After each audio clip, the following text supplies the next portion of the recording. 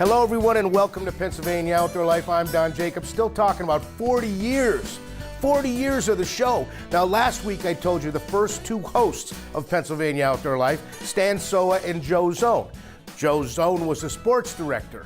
Guess what? We have a special guest here in the Pennsylvania Outdoor Life cabin joining me on this computer, Joe Zone, one of the originals. Joe, how you making out, buddy? I am fantastic. I cannot believe, although I shouldn't be surprised that it's still on the air, but when you said 40 years, I said, wow, it's been that long. Man, that is an incredible run for any kind of a show. It's you, I think, and the price is right. So let me take you back 40 years. I know it all started with a meeting, in a closed office, and then all of a sudden they came out and said, we have a brand new show on the air. How did you find out about it, and what were your thoughts initially, Joe? Well, going back that far and trying to remember a meeting, usually they weren't meetings. They were, here's what we're going to do, and here's how we're going to do it. And I think I may have said something like, well, I'm not exactly the biggest outdoorsman in the state. This show is going to require, have an expert all the way on this one. I can ask smart questions, but we're going to need a lot of help to pull this off. And it's a weekly show. I said, man, that's a lot of extra work. Who's going to produce it? Who's going to write it? Who's going to do the stories? And I just remember saying, wow, this is going to be a lot to do, and I've got a lot to learn. You know what? But you handle it like a pro. Let me tell you, producer Brian Hollingshead and I have been painstakingly dumping all the old file out. I mean, we have shots of you, with no shirt on, trying to get on a surfboard with a windsurfing board. I mean, there's stories going back with you 40 years. You made a niche for yourself in Pennsylvania Outdoor Life. It's, you can't fool all the people all the time, but you can fool some of them some of the time. And that's kind of what, there were some things I knew about. I was physically fit, so I could get into the outdoors. But when you started asking me about tackle and, gauges of rifles and guns and stuff like that, I was going to be in trouble. But look, I'm celebrating my 50th year in television this year. There's no way you can be on TV that long unless you can figure out a way, to get around and ask questions and take that information that someone gives you. If you ask the right questions, you can sound like you know a lot. And that was one of the things I was able to do. And then, of course, I latched on to the things I loved. I mean, the stuff with Gary Alt and the Bears, that was really the best stuff I ever did, and the stuff I enjoyed the most. And even as I look ahead now, the first couple of weeks of March, boom, I know that's the time. You would have been out there. You would have been handling bears. I remember looking at a story just the other day of you going in on a bear in a net. Right now, here's a guy that reports on basketball and football and golf, and you're going up to this 250-pound bear in a net. That has to be like a "what am I doing" moment. Well, I remember that story. I think the bear was on someone's property, and and they wanted to move it. And to lure the bears in, there was a big pile of donuts. Yes. I remember the game commission bringing some donuts in. You threw them out, 100 yards from the house or from the garbage, because he was coming to the garbage, or she, whatever the bear was. And then they set up these cannons that shot the net off. Once the bear got to the donut pile, off the nets went, and boom, cover the bear. And then after that, just tranquilize it and transport it. Look at that.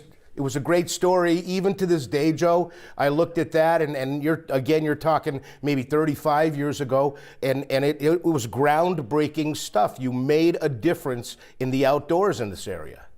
It's, way back at the beginning, and Ed Sherlinsky of, God rest his soul, the Pennsylvania Game Commission, he was a big contributor and expert, and I remember that the Game Commission gave me, the station, an award for our outdoor coverage. And I was thinking, that's like, giving the chef at a Chinese restaurant, the best pizza award. I mean, nobody else was doing it. So, we were the only ones doing it at that time. And while some people were doing, a weekly story or a monthly story, the opening of deer season and bear season, and all the buck season. We were there every single Saturday night at 7 with that half hour, and viewers loved us. You reported on the trap and transfer and release of ospreys. On the endangered species list, now they're everywhere. You did a story about the otters being trapped and transferred and being released back into the waterways in hopes of their population. Guess what, Joe? Now we have a trapping season for otters. You were groundbreaking from the very beginning on the stories that you were covering. Well, I appreciate those kind words, but remember, the people behind the scenes, and you were in on that. You were finding the stories. It wasn't like, between the Super 16 and, Penn State, I was just trying to get through the week covering the high school stuff. But the guys behind the scenes, your coworkers, your producers, you said, here's what we're going to do today. And then I would say, if you think it's a good story, it must be a good story. I bet you if I did 500 stories, I bet I didn't come up with 10 ideas. But once we had a story, I tried to embrace it and tried to make it look like really good television. I mean, that's really, to me, what my whole career has been about. Good television, entertaining and informative, and sometimes one ahead of the other, but I always try to at least make it entertaining and informative. You certainly did. And when I first got involved with Pennsylvania Outdoor Life, everybody said, what was Joe Zone's stick? And I always said he brought the TV savvy to a very knowledgeable Stan Soa and Ed Sherlinsky. He brought the ability to tell a story regardless of what the story was. He learned what he needed to know and write it in the right way, and I admire that.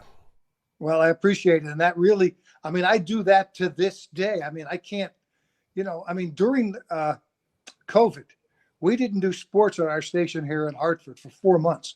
So I was assigned to go out every day and just do everyday feel-good stories. And that's all. And I didn't, I'm in a field where I'm talking to medical people and people who are making, masks to deliver. You ask the right questions, you get some good answers. And that is true about almost everything that I've done in my career. And especially when you think about how many times I've moved, after I left there, I went to Chicago, then New York, back there, then you still have to relearn where you are. And I always appreciated, give me 3 or 4 facts, and I think I can tell a story. So where did you end up landing? Where are you right now, and what are you doing? It's funny, I'm in Hartford, and other than I spent almost all the 80s at NEP. And then I left finally for good in 91, went to Chicago, and then went to Syracuse.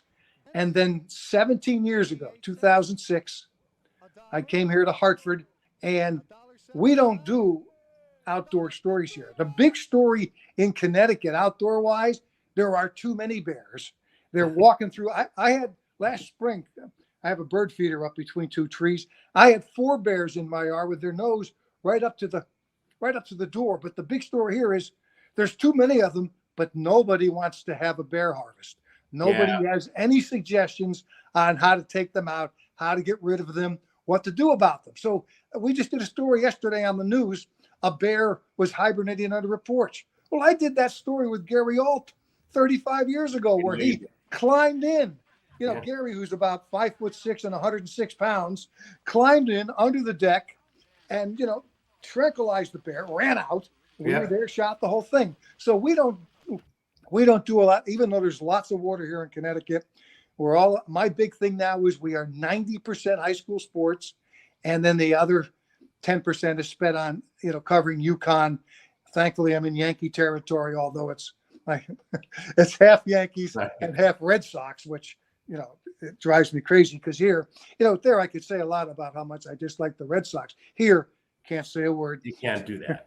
No. So it's been a great run as they come up on 50. And, I'll probably, until they kick me out, I'm probably going to keep doing it.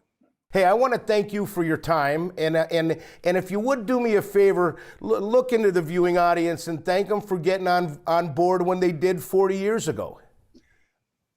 I want to look at right now to this day on Facebook. Joe, I miss you at NEP. You know, and the other thing is these NEP archives from 1983 that are up now. First of all, to see how thin and how much hair I had 40 years ago, that's a problem.